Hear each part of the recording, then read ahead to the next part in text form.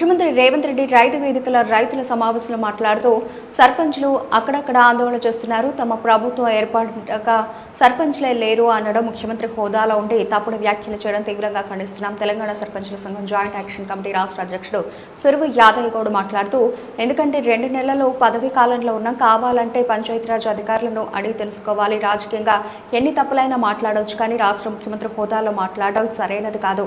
గత ప్రభుత్వంలో బిల్లులు అంటున్నారే, గత ప్రభుత్వంలో ఉన్న అప్పులు ఎలా చెల్లిస్తున్నారు, గత ప్రభుత్వంలో చేసిన బడా కాంట్రాక్టర్లకు బిల్లులు ఎలా ఇచ్చారు, గత ప్రభుత్వంలో ఉన్న ప్రభుత్వ పథకాలే కొనసాగిస్తలేరా, గత ప్రభుత్వం నిర్మాణం చేసిన భవనాల్లో పాలన కొనసాగిస్తలేరా, ఇలా చెప్పుకుంటే చాలా ఉన్నాయి. ప్రభుత్వం ఏర్పడి ఇప్పటికి 18 నెలలు అవుతోంది. తమ బిల్లులు చెల్లించమని ప్రాధాయపడుతున్నాం, వేడుకుంటున్నాం. అయినా కానీ కనికరం చూపకుండా ప్రభుత్వం గ్రామ పంచాయతీలకు 153 కోట్లు రిలీజ్ చేస్తున్నామని చెప్పి తప్పుడు ప్రకటనలతో సర్పంచులకు అప్పులు ఇచ్చిన వారితో డబ్బులు చెల్లించాలని వేధింపులు మొదలు పెడుతున్నారు. ప్రభుత్వాన్ని బిల్లులు చెల్లించమని అడిగితే సర్పంచ్లను అరెస్టు చేయడం జరుగుతోంది. గ్రామాల్లో అభివృద్ధి పనులు చేసిన సర్పంచ్ల పెండింగ్ బిల్లులు చెల్లించకుండా కక్ష సాధింపు చర్యకు పాల్పడుతూ రాజకీయాలు చేస్తున్న ముఖ్యమంత్రి రేవంత్ రెడ్డి ఏ జిల్లాకు పర్యటన చేస్తే ఆ జిల్లాకు సంబంధించిన ప్రశ్నించే గొంతుకలను అర్ధరాత్రి ఇళ్ల ముందు పోలీసులను పెట్టి అరెస్టు చేయించడం సిగ్గుమాలిన చర్య. ఈ ప్రజాపాలనలో అరెస్టుల నిర్బంధాలు తమ పాలన అంటే గ్రామాల్లో అభివృద్ధి పనుల పెండింగ్ బిల్లులు, సర్పంచ్ల బిల్లులు అడిగితే అర్ధరాత్రి పోలీసులను పెట్టి అరెస్టు చేపేయడమేనా మీ పాలన ఏందో? ఈ ముఖ్యమంత్రి రాష్ట్ర ప్రభుత్వం దగ్గర డబ్బులు లేవని చెప్పి శంకుస్థాపనలు చేయడం ఏందో అర్థం కావడం లేదు.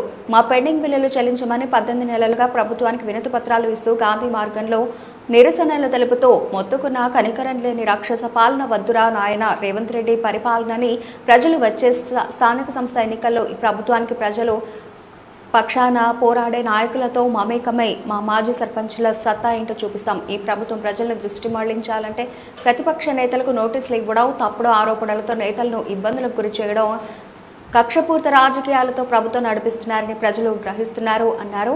కార్యక్రమంలో ప్రధాన కార్యదర్శి రాంపాక నాగయ్య, ఉపాధ్యక్షులు గుంటి మధుసూదన్ రెడ్డి తదితరులు పాల్గొన్నారు.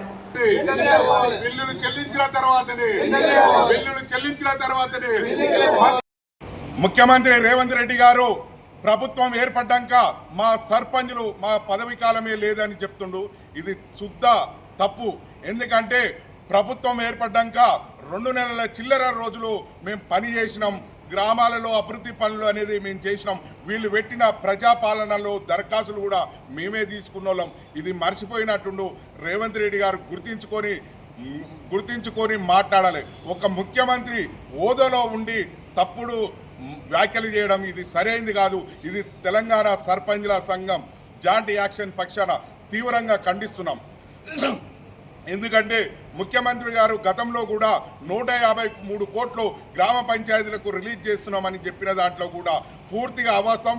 ఎక్కడ కూడా సర్పంచ్కి చిల్లి గవ్వ రూపాయి కూడా రాలేదు. కానీ మీరు చేసిన ప్రకటన వల్ల మా సర్పంచ్ల ఇంట్ల కాడ అప్పులు ఇచ్చిన వాళ్ళు వచ్చి వేధింపులు మొదలైనవి. అంటే ఇది ప్రజాప్రభుత్వంలో ప్రజాపాలనలో మమ్మల్ని ప్రథమ పౌరులుగా పనిచేసిన వాళ్ళం వేధించుడు మీ ప్రభుత్వంలో మొదలైంది. మేము సర్పంచ్ల పెండింగ్ బిల్లులు అడిగితే ఈ ప్రభుత్వం మా ఇంటికి పోలీసులను పంపించి అర్ధరాత్రి అరెస్టు చేస్తున్నారు. ఏం ప్రభుత్వం ఇదేనా? ప్రజాప్రభుత్వం, ప్రజాపాలన అంటే ఇదేనా?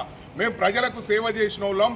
అనేక రకాలుగా 18 నెలలుగా మీ ప్రభుత్వం చుట్టూ తిరిగి మా పెండింగ్ బిల్లులు చెల్లించామని మొరబెట్టుకున్న మా గోడు వినిపించుకోకుండా మా పైన అనేక ఇబ్బందులు పెడుతూ మమ్మల్ని బిల్లులు అడిగితే అరెస్టులు చేస్తూ ఈ పాలన కొనసాగిస్తున్నాం. ఇది సరైనది కాదు. ముఖ్యమంత్రి గారు ఇప్పటికీ మీరు స్థానిక సంస్థ ఎన్నికలకు పోతామంటారు, కానీ మా పెండింగ్ బిల్లుల మీద ఎలాంటి స్పష్టత లేకుండా ఇప్పటికీ ప్రభుత్వం ప్రకటన చేయలేదు. కనీసం మా బిల్లులు ఎప్పుడు చెల్లిస్తారనేది కూడా చెప్పకుండా దీన్ని ఎన్నికలకు పోతామనేది ఇది సరైనది కాదు.